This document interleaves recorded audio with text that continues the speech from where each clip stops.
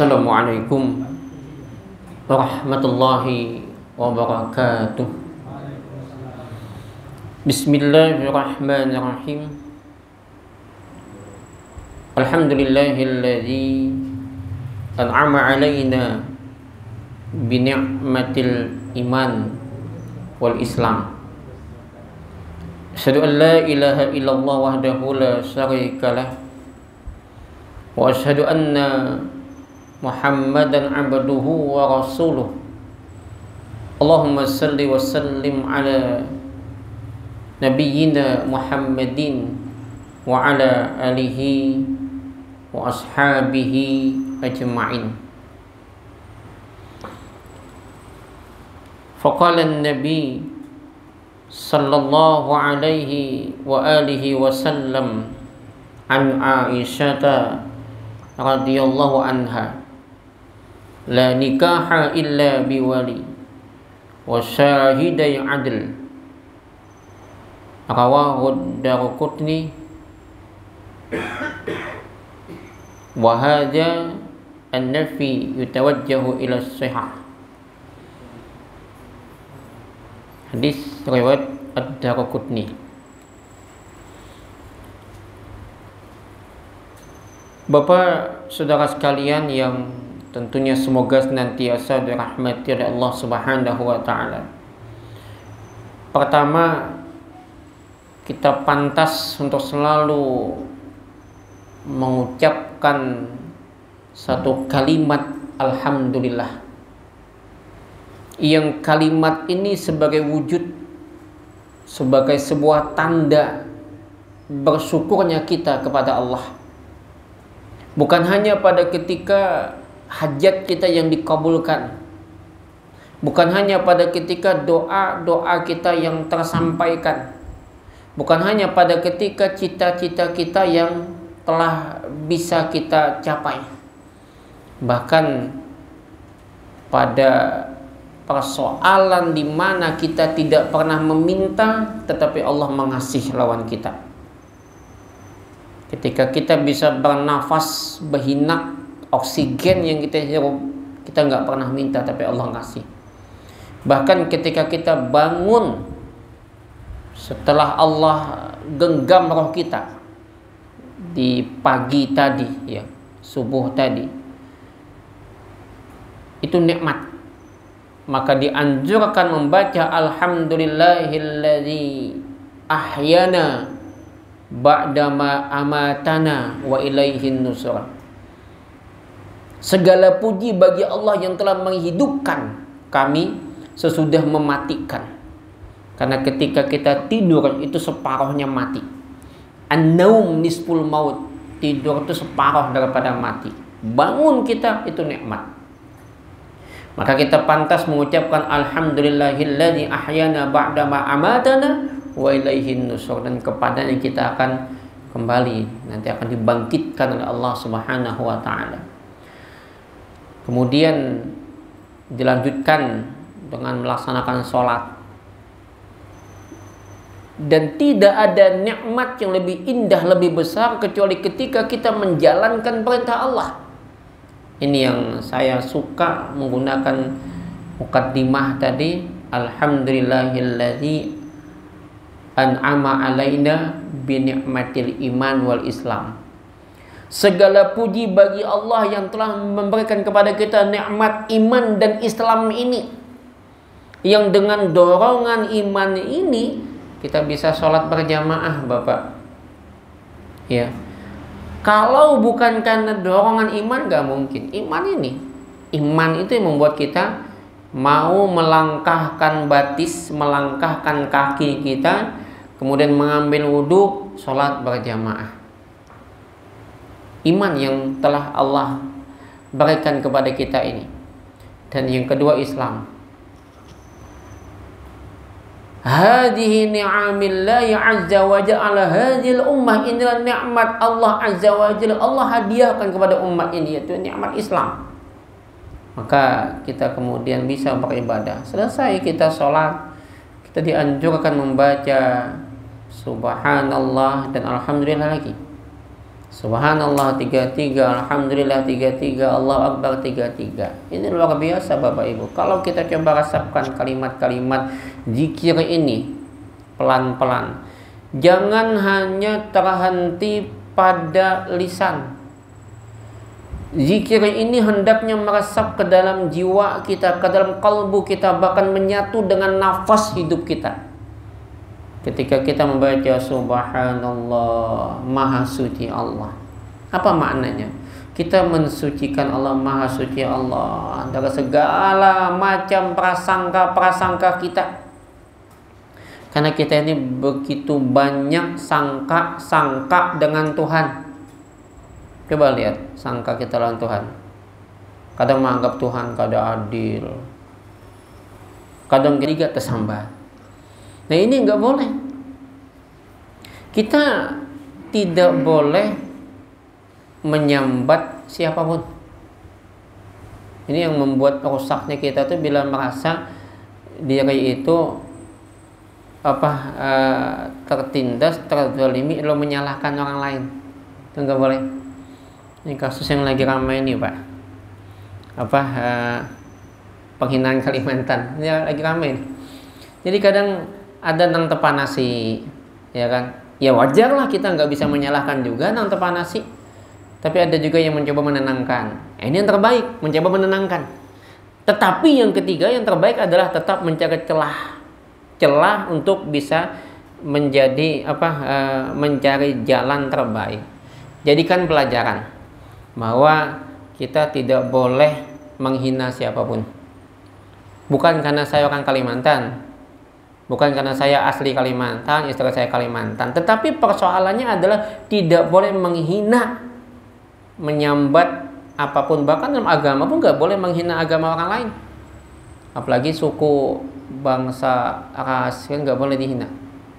Nah, ini yang membuat suasana tuh kalau menghina Pak ya. Jadi kalau kita nggak suka ibu kota di Kalimantan, ya jelaskan baik-baik. Anggarannya begini, ini yang membuat kita nggak suka. Jangan menghina sukunya, jangan menghina Kalimantannya. Ujung-ujungnya apa yang terjadi? Akhirnya jadi ribut kan gitu. Nah, terlepas itu semua, yang jelas kita selalu mengucapkan zikir Subhanallah supaya prasangka ini hilang dulu. Terutama prasangka dengan Tuhan. Dan nanti berimbas kepada prasangka dengan manusia. Ya, karena pastilah kezaliman itu pasti melalui tangan manusia, ya kan? Tapi menyalahkan Tuhan.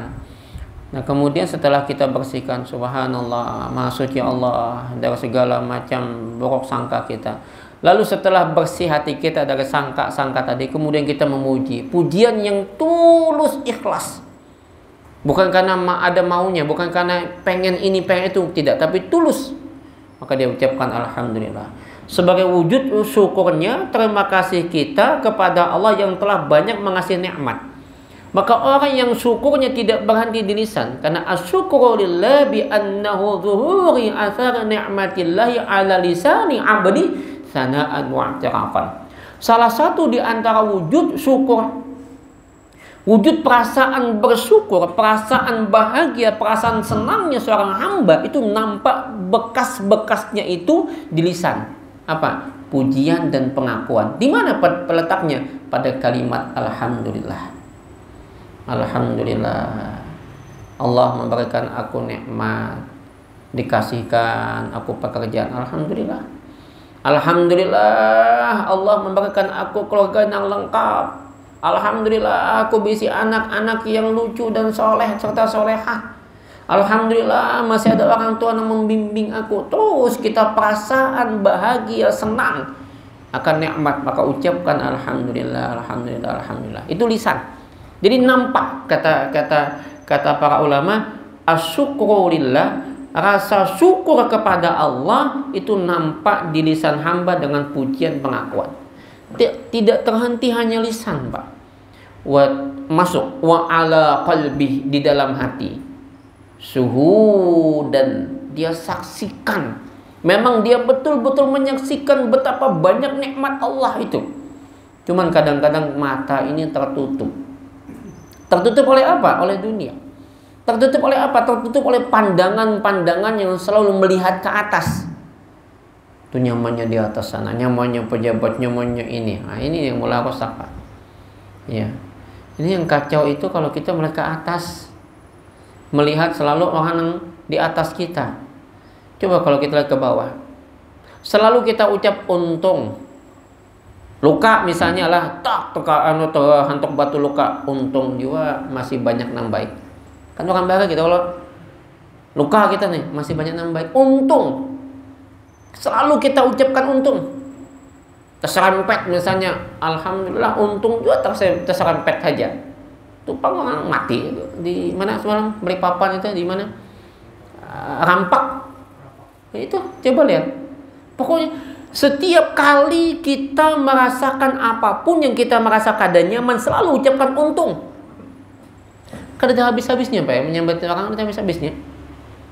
Termasuk menyambut pemerintah, ada habis-habisnya. Ujung-ujungnya apa? Ujung-ujungnya terhina orang lain. Dan parahnya lagi, kadang-kadang ada nang mengaku wakil Kalimantan bukan orang Kalimantan. Ya kan? Wakil Kalimantan bukan orang Kalimantan. Ya, saya kenal beliau, asli Sumeneb, ya kan? Mengaku orang wakil Kalimantan. Maka nggak tahu bagaimana makanya kita jangan memperkeruh suasana. Di saat seperti itu jangan ikut-ikutan padahal kita bukan orang Kalimantan. Yang ada apa? Ya kita tenangkanlah warga kita. Gitu aja, nggak usah kita ikut-ikutan menerima maafnya, mengatakan ini lelucon biasa. Itu malah menambah, Pak. Menambah panas biasanya. Kalau ada orang seperti itu lagi panas nih, kita tambah panas. Maka yang terbaik, yang bijaksana adalah kita jelaskan dengan baik, secara logika yang jelas, bukan secara keberpihakan. Menurut secara akademis apaan? Bukan akademis tuh ya. Nah, jadi Bapak Ibu yang dirahmati Allah Subhanahu wa taala, jadi perasaan untung juga. Alhamdulillah, aku masih kau beribadah. Alhamdulillah masih kau mengucapkan, masih kau menyampaikan pendapat. Coba kalau di negara lain, Pak, di Saudi contoh, berbeda paham sedikit aja dengan kerajaan ditangkap. Kita masih untung. Di Indonesia walaupun berbeda pendapat, berbeda paham, nggak ada yang menangkap. Kecuali kalau misalnya di dalamnya ada penghinaan. Nah, kalau enggak ya janganlah. Ujaran kebencian kita buang. Jangan menghina agama orang lain. Jangan menghina mazhab orang lain. Karena itu perintah Allah. La tasubbul ladzina yad'una min dunillah. Janganlah kalian mencela sembahan kepada yang selain Allah. Jelas nih, Allah sendiri mengatakan jangan kalian mencela. Fa yasubbullah adwan bighairi ilm, maka mereka akan balas mencela Allah tanpa batas, tanpa ilmu. Kadzalika zayyana likulli ummatin amalahum. Yang demikian itu memang Allah sudah menjadikan mereka itu merasa baik apa yang mereka gawi. Maka nanti mereka akan kembali kepada Tuhan mereka, fayunabbi'uhum bima kanu ya'malun, maka Allah akan mengasih tahu apa yang mereka lakukan. Kok usah kita yang menghukum. Sepakat bahwa sesajian itu haram, sepakat kita. Ya, sepakat bahwa itu musyrik, sepakat kita. Tapi Allah perintahkan jangan mencela, apalagi menendang. Sepakat tuh nggak boleh. Kenapa? Karena mereka merasa baik. Akhirnya apa yang terjadi? Bentrok. Nah, bukankah Nabi datang liutamima makarimal akhlak, menyempurnakan akhlak, tunjukkan akhlak kita. Gimana caranya? Loh, dulu Ustaz misalnya Nabi menghancurkan berhala yang ada di Ka'bah. Itu tahun keberapa? Setelah Fathu Makkah. Bagaimana kondisi Mekah? Islam semua.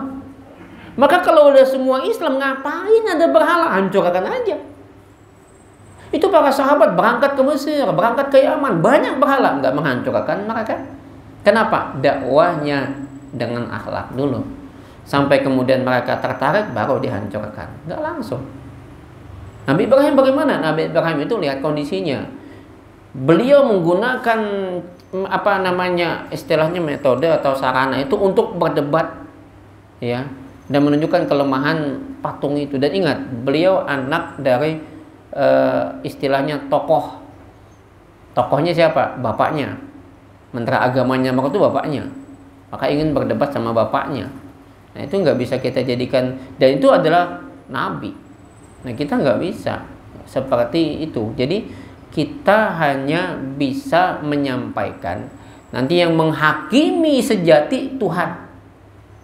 Tuhan yang menghakimi, gak usah kita. Oh inilah penyebab kemurkaan Tuhan. Persoalan penyebab kemurkaan Tuhan dan sebagainya, itulah urusan dengan Tuhan. Apa betul? Yang menyebabkan bencana itu adalah ulah tangan manusia.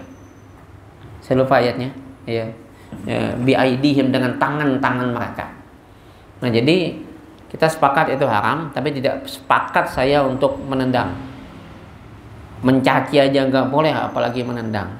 Ya, apa yang terjadi? Kita merasa bahwa kita yang paling benar. Ini Pak ya.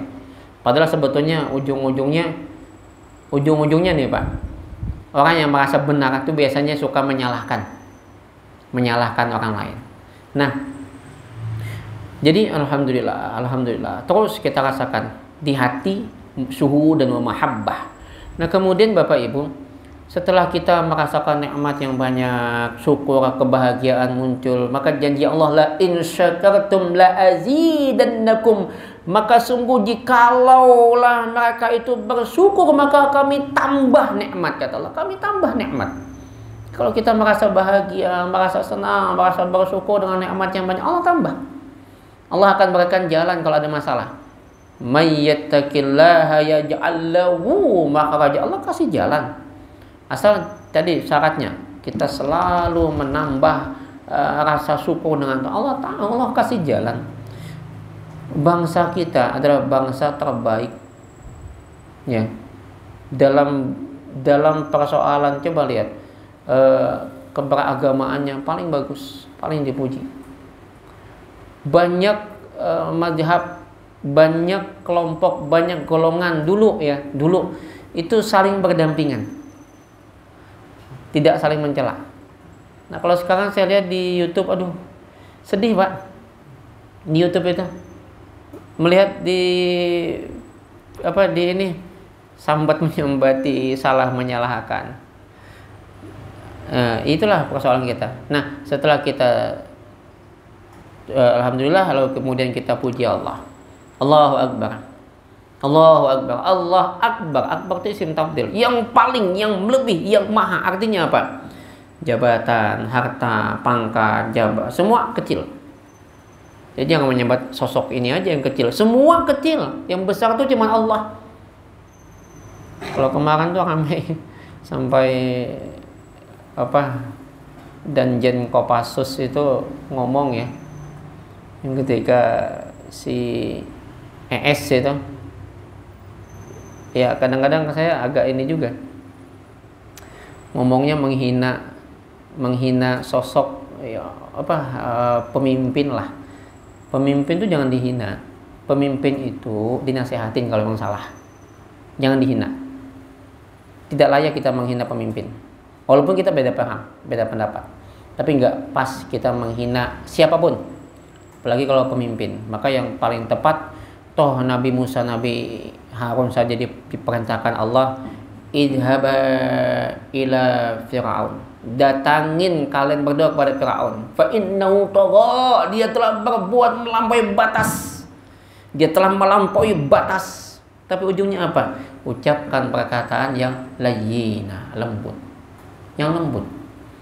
Karena kalau menghina itu nafsu nanti Pak ya. Saya khawatir kalau kita mencela, mencaci, memaki, mengumpat dalam agama, dalam mazhab, dalam paham, nanti khawatirnya di sana muncul nafsu.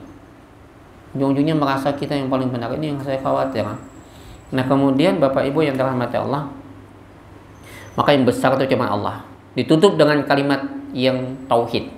La ilaha illallah, tidak ada ilah, tidak ada Tuhan, tidak ada tempat bergantung, tidak ada sesuatu yang bisa mengabulkan hajat, tidak ada yang kita khawatirkan kehilangan kecuali hanya Allah. La syarikalah, tidak ada duanya, tidak ada sekutu baginya. Lahul muluk, dialah yang pantas dipuji, baginya pujian. Walahul hamdu, baginya pemilik puji-pujian, baginya kerajaan, baginya pemilik puji-pujian. Wahwa apa? Yuhyi wa yumit, yang menghidupkan dan mematikan, dan seterusnya. Bapak Ibu yang dirahmati Allah, itu diantaranya kita wajib, kita pantas untuk selalu mengucapkan pujian kepada Allah. Salawat dan salam semoga tercurah atas junjungan kita, Nabi kita, panutan kita, teladan kita. Beliau yang Allah memuji, wa innaka la'ala khuluqin azim, sungguh kau hai Muhammad berada pada akhlak yang paling tinggi, akhlak yang paling agung. Satu saat Nabi lagi istilahnya nyantap, lagi makan-makan daging unta dengan para sahabat. Tercium bau, Pak. Ada yang kentut. Cium bau. Wah, sahabat gini nih. Siapaan yang berkantut gini? Bilang bahasa Banjar nih, bilang kena syahadat, bilang hapus baunya. Pokoknya kayaknya ketahuan siapa yang berkantut, siapa yang bau uduk. Siapa yang bau uduk berkantut berarti bau uduk berarti inya yang berkantut. Awas nyawa. Apa kata Nabi? Nabi paham. Apa? Siapa yang makan daging onta semua uduk. Nah, bahiyamnya sahabat kita tahu perkataan kita ada semua uduk. Akhlak Nabi. Lihat, mun kita bungul barangnya ini berkantut bisa. Kutu kita biasanya menyumpah. Lihat akhlak Nabi, Pak. Makanya saya jujur nih lah, dulu termasuk mungkin mubalik penceramah yang cukup keras. Ya kan, hari ini keras itu tidak harus menghina, tidak harus mencela, tidak harus mencaci. Khawatirnya jangan-jangan kita merasa benar lalu kita menyalahkan orang lain, siapa tahu kita yang salah. Ada orang Arab Baduy Bekami, Pak, di masjid. Sahabat marah. Apa yang bilang? Memaafkan. Ternyata apa? Besoknya Arab Baduy itu membawa banyak kawan-kawannya masuk Islam. Lihat betapa ternyata dengan akhlaknya Nabi membawa orang masuk kepada dia. Nah, kita jangan mencela lah orang lain. Oh, ini misionaris membawa supermi lalu menjual akidah. Ya orang kelaparan. Saya masih ingat siapa yang tokoh Joko Karyanto, masjid yang jadi masjid percontohan. Itu uang kas itu, uang masjid itu. Jadi betul-betul di panunya. Datanginya setiap rumah. Ayo kita ke masjid yuk. Nanti selesai masjid kita makanan soto. Ada yang perlu bantuan dibantu. Masjid itu penuh, Pak, ramai. Jadi kas itu dinolkan terus kan. Dia bilang, itulah sebetulnya manajemen masjid. Iya. Nah selama ini kan disimpan di bank. Sampai banyak kasus loh, Pak, yang saya temuin. Dipinjam ini, nanti hilang. Oh, saya orang KUA, saya banyak laporan kok. Saya kalau mau sebut, termasuk kemarin juga datang ke rumah saya, tokoh kita, orang kita, dia cerita, Ustaz gimana ini? Kok pimpinannya belum manggil? Ya susah, agak susah memang ulama masjid. Yang paling bagus tuh kayak Joko Karyat, dinolkannya. Jadi uang umat itu betul-betul kembali ke umat. Ya, jadi jemaah tuh banyak. Nah ini yang gimana kita itu sekarang pemberdayaan umat itu tanpa harus mencela, mencaci, memaki, menghina. Dan itu sebetulnya dulu dicontohkan oleh Kiai Haji Ahmad Dahlan. Kiai Haji Ahmad Dahlan yang mencontohkan. Makanya kita nggak usah lah mempersoalkan masalah celana cingkrang atau enggak, janggut atau enggak. Kalau bagi saya gini, orang yang jenggotnya panjang kayak Nabi itu bagus. Itu lambang kewibawaan dan lambang kecerdasan hati, kebijaksanaan. Ulun tuh payah hendak bandar berjanggut cuma gak ada kata. Ini bila berjanggut panjang lihat Ipen, pernah kalian tuh bila berjanggut tuh gak ada kata, hamuk bini. Kita kepada berkelahiran bini kan udah biarlah. Tapi itu lambang. Kadang-kadang gini, kalau ulun berjanggut seperti itu paling kadang menginspirasi lah untuk jangan terlalu meledak. Karena nampak kebijaksanaan. Coba dulu zaman kita lagi halus tuh nonton film silat, itu gurunya pasti janggut panjang. Nampak wibawa dan bijaksana. Tapi kalau janggut panjang ternyata justru hilang wibawa, hilang kebijaksanaan, meledak-ledak, menyumpah-numpah, sumpah serapah menyambati, itu enggak pas. Potong aja jenggotnya kalau dia enggak ternyata sumpah serapah yang keluar. Kan gitu. Kayak zaman dalam tuh gitu, Pak. Ya. Iya, khawatirnya kita merasa paling benar. Nah, maka yang terbaik itu adalah bagaimana kita mencontoh akhlak Nabi. Tadi orang bekantut Nabi ajak. Bahkan saya ingat salah satu ulama sufi ya, Hatim Al-A'sam. Ini kalau kawan-kawan salafi benci banget dengan sufi ini ya. Tapi kalau Muhammadiyah enggak. Bukti Buya Hamka tuh mengajarkan tasawuf modern. Itu hebat Buya Hamka. Jangan terlalu banyak aku, kata Buya Hamka. Karena mengatakan aku itu merebut hak Tuhan. Karena ana itu adalah nama Tuhan juga. Innani anallah. Nah, itu. Keakuan itu dibuang. Itu gaya tasawufnya Buya Hamka. Nah, jadi Hatim Al-A'sam ini saya suka kadang-kadang baca. Itu pernah di depan warung tuh lagi antri mau beli makanan. Di samping beliau banyak orang sana. Ada yang bekantut. Sama bekantut. Ketika itu dia malu nih, di depannya ada Hatim Al-A'sam, maka tiba-tiba Hatim tadi pura-pura tuli. Maka terkenal dengan sebutan Hatim Al-A'sam, Hatim si tuli. Karena dia membuat dianya seolah kayak tuli. Akhlak juga, Pak. Ya, banyak lagi kalau kita bicara akhlak para ulama, akhlak para nabi, lebih-lebih lagi nabi kita Nabi Muhammad. Orang Arab sebelum Nabi datang itu satu sama lain saling bertikai. Antara suku, bukan antara bani, antara kabilah, antara keturunan-keturunan. Pada satu keturunan Qusay bin Kilab semua tuh berebut pengaruh. Dan ketika peletakan batu di kota Mekah itu, Nabi yang mendapatkan kesempatan, Nabi panggil semua tokoh, ayo kita angkat bersama-sama. Lihat, Nabi mempersaudarakan. Ini luar biasa akhlak Nabi ini. Itu yang patut kita contoh. Nah, terlebih lagi dalam kaitan rumah tangga. Nah, ini yang penting. Kenapa saya lebih mengedepankan belakangan tentang rumah tangga? Karena penting banget nih. Kalau masalah akidah, ulun kira sudah banyak yang nyampaikan. Bahkan kadang-kadang penyampainya kelewat batas sampai menyambati kelompok lain. Di bulan Mi'raj juga, bulan Maulid juga, ribut menyambati orang. Urusan orang mau terbang mau enggak, udah urusan mereka lah. Yang penting kita jelaskan apa yang perlu dan dalil-dalilnya. Urusan mereka mau bagaimana terserah. Kalau kita mau ngajak orang tanpa menghina, yang lebih utama dan akhlak tadi, saya yakin mereka akan berpikir, oh ini pelan-pelan lah mereka berpikir. Oh ternyata bagus juga nih. Daripada kita menghina, istilahnya rangkul dulu, jangan langsung mukul, dia akan lari, Pak. Kalau kita mukul dia akan lari, tapi kalau kita rangkul dia nggak bisa lari. Setelah kita rangkul baru dipukulinnya. Itu metode Kiai Haji Rafi Hamdi dulu. Jangan melawan arus, kau hancur. Jangan hanyut jangan ikut arus, kau akan hanyut. Maka menitilah di atas arus, kata beliau. Itu metode dakwah beliau tuh. Makanya beliau diterima di NU, diterima juga di Muhammadiyah. Gusti Abdul Muiz juga begitu.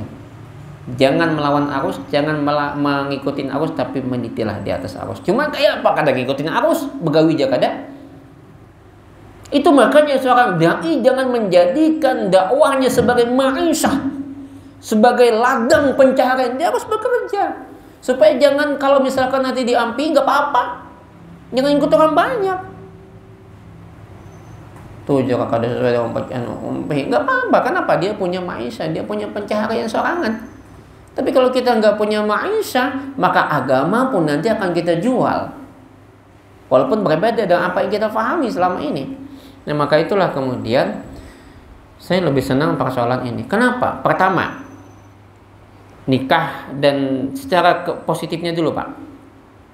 Orang yang menikah, dia idza tajawwajal amdu faqad istakmala nasbatin, sempurna. Separuh ad-din.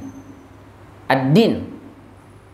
Ad-din itu tentu beda dengan kalimat agama. Agama itu bahasa Sanskerta. Ad-din itu satu akar kata ad-dain.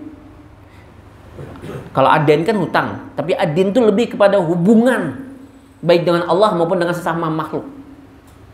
Ad-din itu bisa berarti sebuah metode, sebuah jalan. Sebuah metode, jalan, rumusan. Itu ad-din.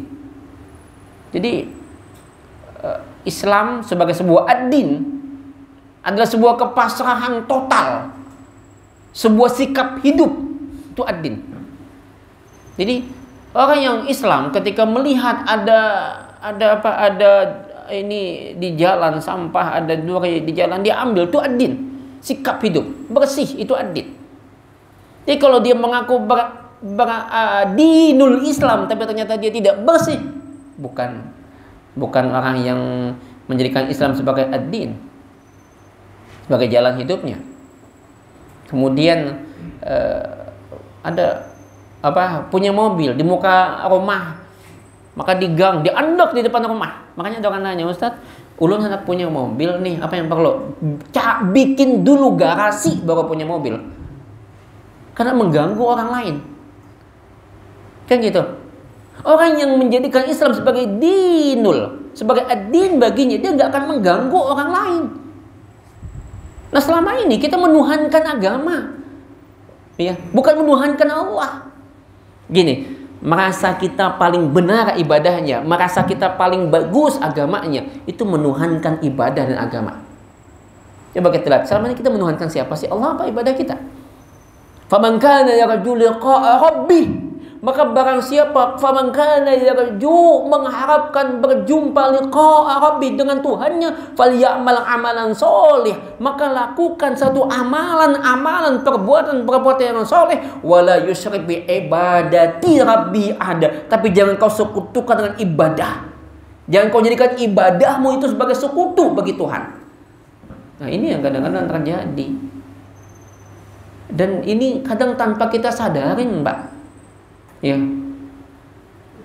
bahwa di dalam Islam itu banyak pemahaman. Contoh dalam pernikahan saja banyak pemahaman. Sehingga Imam Syafi'i, jadi contoh kalimat Imam Syafi'i saja, barang siapa yang mendapatkan hadis lebih sahih daripada aku, maka tinggalkan madhabku, ambil hadis itu. Ini muncul pemahaman yang beda-beda. Bagi kelompok kalangan sebagian yang merasa tidak bermadhab, mengatakan bahwa Imam Syafi'i menyuruh cari madhab lain kalau ada salah. Tapi di pendapat lain mengatakan bahwa itu sebuah tantangan, bahwa Imam Syafi'i mengatakan bahwa hadis yang dia pakai sahih semua. Siapa yang dapat hadis lebih sahih dari aku, ambil itu, tinggalkan amunku. Seolah menantang bahwa ampunku ini udah aku teliti betul-betul. Nah, itu kan banyak pemahaman. Jadi satu kalimat bisa berbeda-beda apa? Maka nanti yang paling benar cuma Allah. Kita hanya mendekati pemahaman. Begitupun dalam persoalan pernikahan. Imam Syafi'i berpendapat bahwasanya salah satu syaratnya nikah itu adanya dua saksi yang adil. Tetapi Imam Malik berbeda pendapat lagi. Imam Malik mengatakan bahwa saksi itu nggak wajib. Yang wajib itu adalah diumumkan dan disiarkan. Tentu ada ilat hukum, bahwa hukum itu yaduru ma'alati wujudan wa adaman. Contoh gini, sebelum kita saya ambil ini contoh. Zahaba jumhurul ulama, zahaba itu jalan, metode. Syariat itu jalan, manhaj itu jalan, syirat itu jalan, tarekat itu jalan. Jadi jalan semua. Nah, kalau zahaba ini lebih kepada metode. Pendapat sebagian besar ulama bahwa pernikahan itu la yan'aqida illa bibayyinah, tidak ada akad kecuali adanya saksi. Ya, Syafi'i dulu ya kita ya. La yan'aqida hatta yakunu syuhudi huduran, dan tidak ada akad sampai saksi itu hadir. Hadir saksi. Halatul aqd, pada ketika terjadi akad. Meskipun kemudian hasilnya diumumkan anhu biwasilati ukhra, dengan jalan yang lain. Tapi yang wajib tetap adalah saksi. Sampai itu kita bicara. Lalu kemudian wa idza syahada syuhudi. Lalu saksi-saksi yang hadir itu wa awsahumul muta'aqidani bi kitmanil aqd. Wa adama idza antu kana al-aqd sahihan. Kemudian diberikan wasiat, awsahum, diberikan pesan wasiat kepada mereka yang hadir menyaksikan itu untuk menyembunyikan dan meniadakan akad tersebut, maka kanal aqdu sahihan, adalah akadnya itu sah walaupun disembunyikan. Secara mazhab Syafi'i gini Pak, ada laki-lakinya, ada abah walinya, ada saksi berdua, sah, tapi dipadahi, jangan dikesahkan, sembunyikan, sah. Tapi di dalam pendapat mazhab Malik wa ashabuhu, Malik dan sahabat-sahabatnya, anna syahadata ala nikahi laisat bi fardhi, bahwasanya saksi dalam pernikahan itu tidak wajib. Masing-masing punya ilat hukum. Mana yang paling benar? Dua-duanya benar. Tergantung kepada maqasidus syariah. Maka saya selalu bilang bahwa fikih itu tidak hitam putih, dia warna-warni. Poligami katanya sunnah, kata siapa? Bisa diharam, bisa diwajib, bisa dimubah. Dia tidak hitam putih. Makanya saya mulai belakangan juga, kita tuh selalu membungkus apapun dengan bungkus syar'i, bungkus agama. Buang bungkus agama, jangan dibungkus-bungkus. Bapak Ibu lihat di sini. Wa yakfi min dzalika, cukup yang demikian itu, syahru tahu wal i'lanu bih, yaitu dengan cara disiarkan. Syahara itu dinampakkan, disiarkan, wal i'lan, dan diumumkan. Cukup diumumkan saja. Apa hujahnya? Wahtaju limadhhabihim. Hujah daripada mazhab ini adalah bi annal buyu', bahwasanya jual beli allati dzakarallahu ta'ala fiha al-ishhadu ishhadu 'indal 'aqd, bahwasanya jual beli yang disebutkan Allah Ta'ala dalam Al-Qur'an tentang saksi dalam akad. Wa qad qamatid dalalati bi anna dzalika laisa min fara'idil buyu', yang sungguh tegak dalil itu udah tegak, yang demikian itu tidak menjadi wajib dalam jual beli. Padahal Quran menyebutkan jual beli itu, di sini disebutkan bahwa di dalam jual beli itu harus adanya saksi andal akad pada ketika akad. Wa qad qamatid dalalati, dan sudah tegak dalil-dalil itu bahwasanya ternyata tidak menjadi wajib dalam jual beli. Padahal Quran nyebutin saksi dalam akad jual beli, kata Imam Malik. Nah, wan nikahul ladzi lam yadhkurullahu ta'ala fil ishhadu ukhra, sedangkan dalam nikah tidak disebutkan oleh Allah Ta'ala tentang saksi. Coba lihat dalam ayat-ayat tentang nikah, ada nggak saksi? Nggak disebutkan saksi. Kita Imam Malik dulu ya. Nanti kita akan bahas apa maksud Imam Syafi'i, makasihnya apa. Nah, maka kalau begitu mestinya bi alla yakunul ishadu fihi min syurutihi wa faraidihi, yang mestinya itu menjadi syarat dan wajibnya, maka tentulah nikah tidak seperti itu. Cukup dengan diumumkan wa innamal fardul i'lan wa dhuhuri wal dhuhur lahfadul ansab. Cukup dengan diumumkan dan disampaikan, dinampakkan. Zuhara itu nampakkan supaya terjaga nasab. Tujuan Imam Malik supaya terjaga nasab. Jadi diumumkan yang utama, bukan saksi. Karena saksi bisa sembunyikan.